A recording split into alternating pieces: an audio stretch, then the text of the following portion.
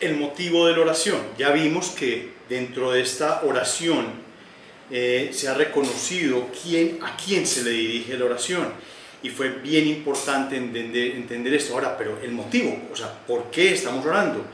¿Cuál es la justificación de esta oración? Y está en los versículos 10 y 11, no los vamos a leer, pero miren, Josafat oró con conocimiento y comprensión de la palabra de Dios.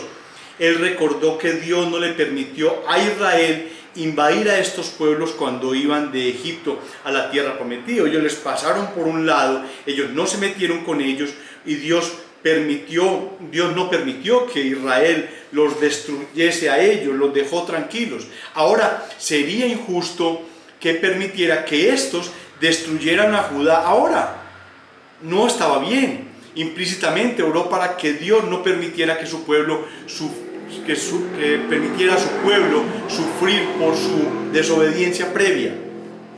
Entonces, era una justificación buena, era una justa petición, una petición pidiendo justicia, era una especie de oración imprecatoria, porque ellos no tenían la justificación y por qué atacarlos. Dios no había permitido que en la avanzada del pueblo de Israel hacia la tierra prometida, estos pueblos que estaban a un costado, muchos pueblos salieron a enfrentarlos y perdieron delante de los hebreos, de los israelitas, pero Dios no permitió que a estos pueblos les pasara nada. Así que era justo lo que él estaba pidiendo.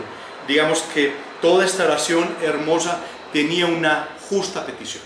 Había una justa petición. Y el tercer punto de esta oración es que se reconoce la dependencia absoluta de Dios. Miren el versículo 12, es maestro este versículo, dice: oh Dios nuestro. Hay una exclamación del pueblo ahí, dice: ¿no los juzgarás tú? Porque en nosotros no hay fuerza contra tan grande multitud que viene contra nosotros. No sabemos qué hacer y a ti volvemos nuestros ojos. Miren, si había un ejército fuerte y potente en esa época, era el ejército que tenía Josafat, y aún así él se sentía impotente si no tiene a Dios del lado de él. Es la petición que él está haciendo ahí. La victoria viene porque estamos nosotros delante del Señor, porque tenemos a Dios en nuestras vidas. Es imposible triunfar ante cualquier adversidad que tengamos si Dios no está al lado nuestro. Claro, mucha gente impía, mucha gente que no cree en Dios, mucha gente que no tiene a Cristo en sus vidas, les va bien, mejor dicho, no han sufrido 5 minutos seguidos en sus vidas, pero el triunfo es diferente. Al final del camino veremos esa batalla final, esa forma final en que nosotros nos reconoceremos como los hijos de Dios. Posiblemente ellos esa última batalla la pierden, ese juicio final lo pierden, pero nosotros ya lo ganamos. Ya fuimos juzgados, ya Cristo murió en la cruz del Calvario por nosotros, no tenemos de qué preocuparnos. Ellos sí tienen mucha preocupación porque ellos no tienen futuro, como vimos en la reflexión inicial. Reconocer la dependencia absoluta. Dice, y a ti volvemos nuestros ojos. Es como si hubiéramos estado mirando para otro lado, como si no estuviéramos, digamos, centrados en Dios siempre. Después de nosotros tener una dificultad, siempre lo primero que tenemos que hacer es volver los ojos a Dios. Gran ejército, sí, pero él consideraba que la fuerza que él tenía no era suficiente para afrontar ninguna guerra. ¿Quién da la victoria? El Proverbio 21:31 dice: el caballo se alista para el día de la batalla, mas Jehová es el que da la victoria. Puedes tener un gran ejército, muchas armas, pero si Dios no te da la victoria, no la vas a tener. No la vas a tener. Pueden venir 10.000 contra 1.000 y van a perder los 10.000. Puede venir 1.000.000 contra 1.000 y va a perder ese 1.000.000 con absoluta seguridad. Si Dios no te da la victoria, no la vas a tener. Un cuarto punto es una respuesta de Dios a una oración correcta. Mira el versículo 14. Y estaba allí Jaasiel, hijo de Zacarías, hijo de Benaía, hijo de Jehiel, hijo de Matanías, levita de los hijos de Asaf, sobre el cual vino el Espíritu de Jehová en medio de la reunión. Miren, ellos clamaron rostro en tierra, ayunaron, fueron los hijos, fueron todas las familias a clamarle a Dios por esta dificultad, y Dios escuchó. Dios escuchó. Dios escuchó porque se manifestó. Él se manifestó con un levita. Entregó el mensaje del Señor: oíd, Judá todo, y vosotros moradores de Jerusalén, y tú, y le da mensaje también al rey: Jehová os dice así, no temáis ni os amedrentéis delante de esta multitud tan grande, porque no es vuestra guerra sino de Dios. Dios es el que iba adelante en la batalla. Eso les debía dar toda la confianza. Una cosa es que alguien se levante y diga: mire, yo hablo de parte del Señor y esto es lo que dice el Señor. Al final vamos a hablar sobre aquellos profetas del siglo XXI, aquellos que se dicen ser profetas el día de hoy. Aquellos andan con un continuismo extraño. Hay que aplicar un cesacionismo lógico, un cesacionismo basado en la Sagrada Escritura. Hay ciertas cosas que fueron de esa época, que ya no van más. El canon se cerró, ya no existe más profecía. La profecía fue entregada. Ellos escucharon lo que dijo este levita y que entregaba el mensaje de Dios. Él les da unas instrucciones: mañana descenderéis, no habrá para qué peleéis vosotros. Les da unas instrucciones. Dios a sus hijos les contesta las oraciones. Puede decir sí inmediatamente. La oración puede ser contestada y el respaldo puede venir inmediatamente, o puede decir no, o posiblemente se cumpla luego, pero esto es a sus hijos. Hoy quisiera preguntarte a cada uno de ustedes: ¿tienes algún impedimento para que Dios conteste tus oraciones? La Sagrada Escritura entrega impedimentos, no es el tema de hoy. Por la Sagrada Escritura entrega impedimentos por los cuales tu oración no llega ni siquiera al techo. Y tiene que ver con aquellos que son impíos, aquellos que se rebelaron delante de Dios, que cogieron religiones paganas, que están en religiones de hombres, que están siguiendo preceptos de hombres. Esa oración no pasa del techo, con seguridad. Un pueblo que cree a Dios con acción. Luego de la respuesta de Dios tiene que venir una reacción del pueblo. Dice entonces Josafat: se inclinó rostro en tierra, y asimismo todo Judá y los moradores de Jerusalén se postraron delante de Jehová y adoraron a Jehová. Escucharon a Hazael, lo escucharon, vieron que era palabra de Dios y le entendieron. Qué tanto que ellos se postraron delante de Jehová y lo adoraron. Se demostró que realmente ellos creyeron a esa profecía que había entregado por parte de este levita. Una cosa era tener fe en Dios. Una cosa es eso, tener fe en Dios. Y otra cosa es, ahora, en medio de esa asamblea que estaba todo entusiasmado, y otra cosa real es creerle a Dios. Tener fe y creerle a Dios. Es después de escuchar a este levita, a este profeta en ese momento, y salir y encontrarse con los ejércitos enemigos. Se necesita tener oídos para escuchar a Dios, porque tú puedes escuchar muchas profecías el día de hoy. Solamente hay una que es válida hoy. La única profecía que es válida el día de hoy es esta, la que está en la Sagrada Escritura. El canon se cerró, a esto se le puso una tapa acá y se le puso otra tapa acá. Está cerrado el canon, no existen profetas, no existen profetisas. Ojo con eso. Yo alguna vez conocí a una persona que su profeta le decía que era cabeza y no cola, que era líder, que era una cantidad de cosas, y esta persona era un gran evasor de impuestos. Nunca Dios le dijo a la profetisa esta que él era un gran evasor de impuestos, que robaba impuestos. Entonces yo decía, ¿qué tanto será de cierto que esta persona recibe un mensaje de Dios? Mucho cuidado con lo que nosotros escuchamos, mucho cuidado. Ellos escucharon en fe, sabían que esa palabra venía de Dios y ellos la creyeron y por eso salieron a la batalla. Sexto punto, la proclama del Espíritu Santo por medio de Josafat. Miren cómo dice este verso 20, y aquí es donde se empata con lo que nosotros vamos a estudiar dentro de 8 días, si Dios lo permite. Y cuando se levantaron por la mañana, salieron al desierto de Tecoa, y mientras ellos salían, Josafat, estando en pie, dijo: oídme, Judá y moradores de Jerusalén, creed en Jehová vuestro Dios y estaréis seguros. Miren qué cosa tan bonita. Creed en Jehová vuestro Dios y estaréis seguros. Y mire cómo sigue: creed a sus profetas y seréis prosperados. Esto no tiene nada que ver con el evangelio de prosperidad, del maldito evangelio de prosperidad, nada tiene que ver con eso. Y seréis prosperados, o sea, triunfarán. En otras versiones dice que triunfarán, ¿cierto? Con esta exhortación, Josafat consideró que creer a los profetas de Dios era equivalente a creer a Jehová vuestro Dios mismo. Esto sigue siendo verdad hoy. Creer en la palabra de Dios es creer en Dios mismo. Cuando nosotros leemos la palabra, cuando escuchamos las exhortaciones, cuando escuchamos cada enseñanza, estamos escuchando a Dios.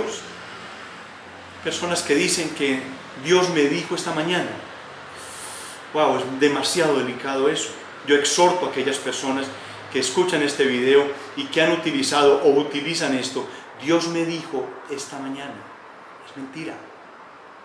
Dios no te habló esta mañana diciéndole algo diferente a esto. Si tú le oraste a Dios y leíste la Sagrada Escritura, Dios te habló aquí. Aquí habló. Estas fueron sus últimas palabras, su testamento, sus testamentos, el Antiguo y el Nuevo. No hables cosas que no son, porque darás cuenta de ellas delante de Dios. Creed a sus profetas.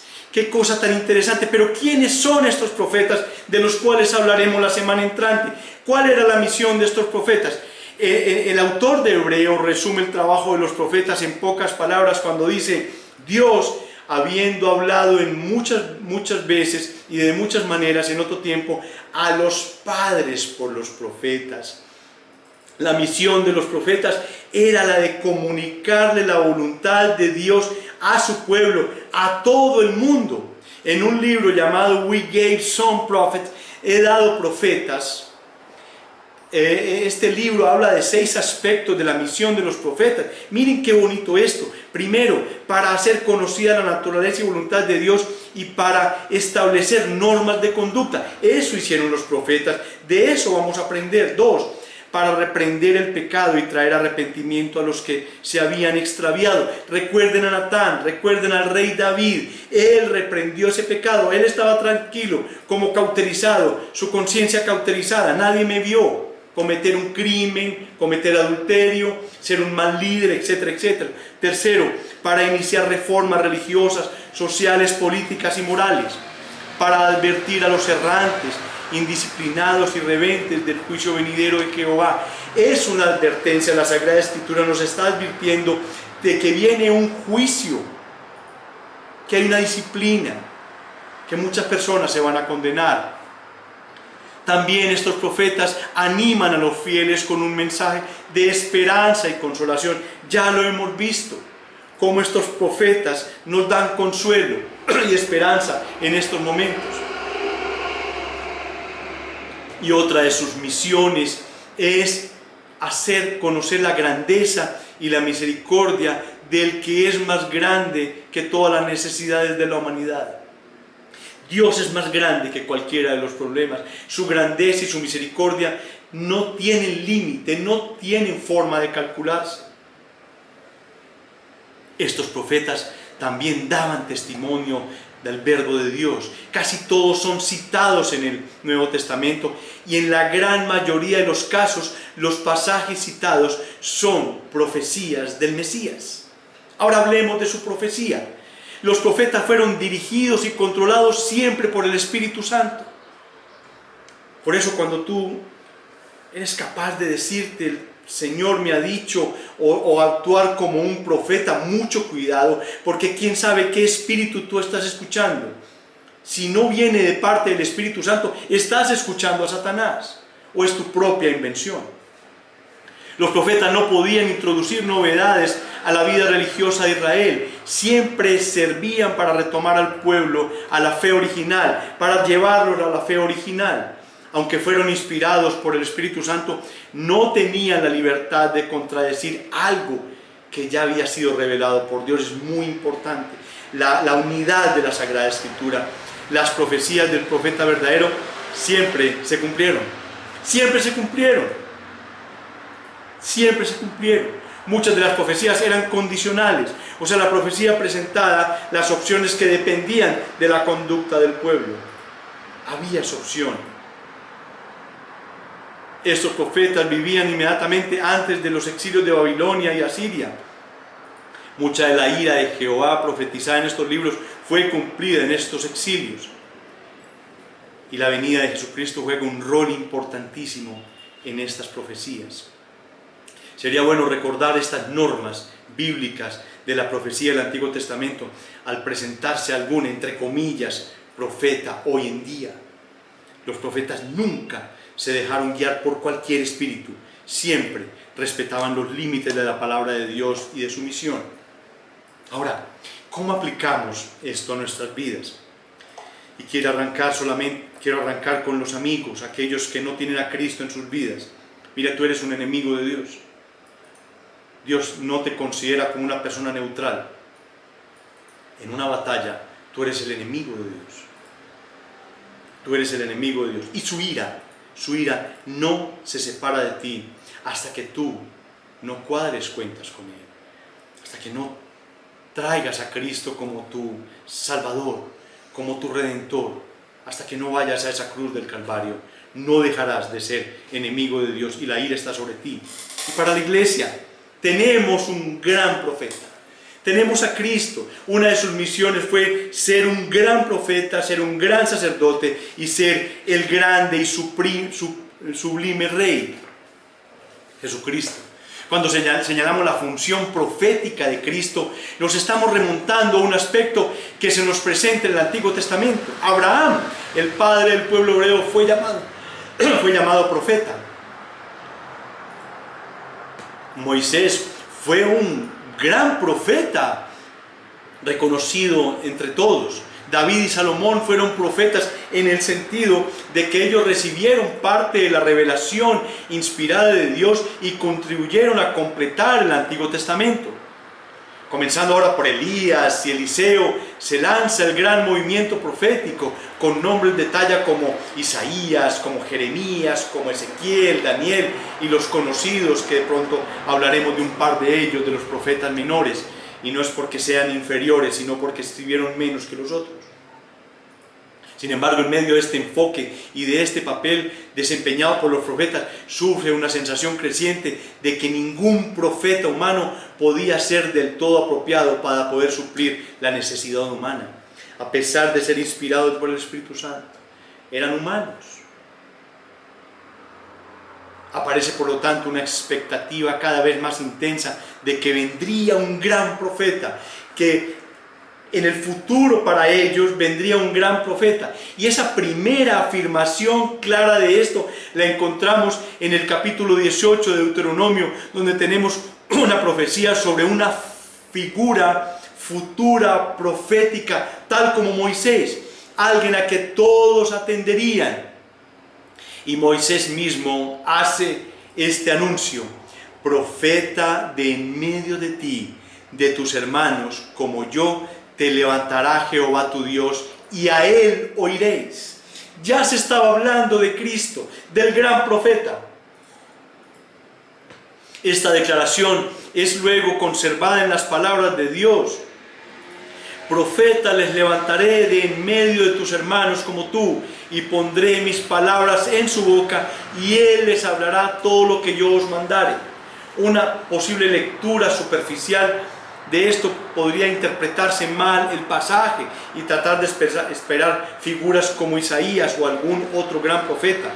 Podría incluso ser aplicado al profeta tan especial que vino justo antes del Mesías, antes de Cristo, Juan el Bautista.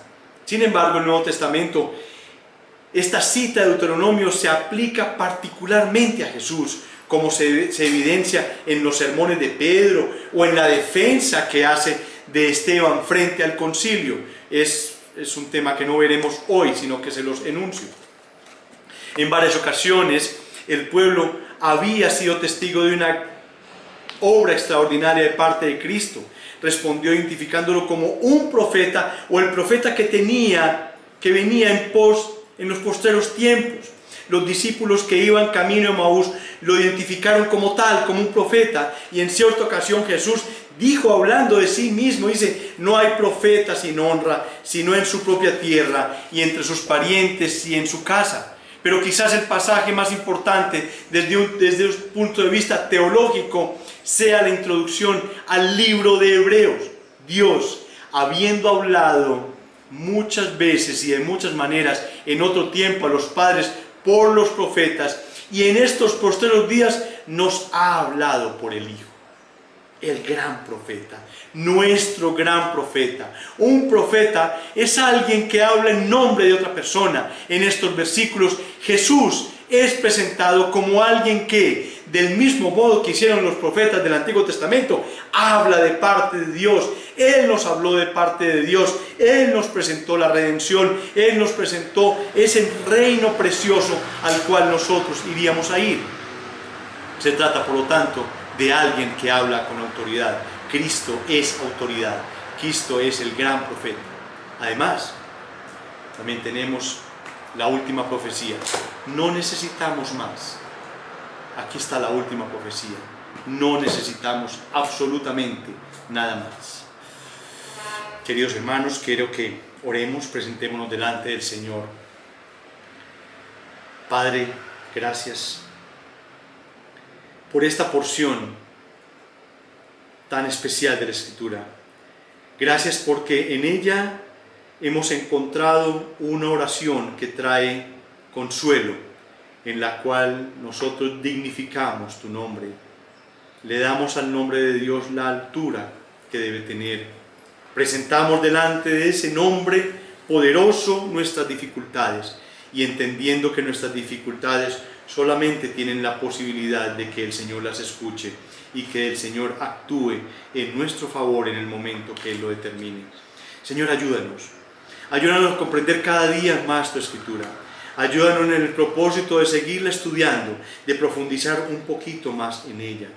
Guarda tu pueblo, Señor, guarda tu pueblo en estos momentos tan difíciles. Que sea tu Santo Espíritu el que nos lleve a ese puerto al cual nosotros estamos predestinados a ir.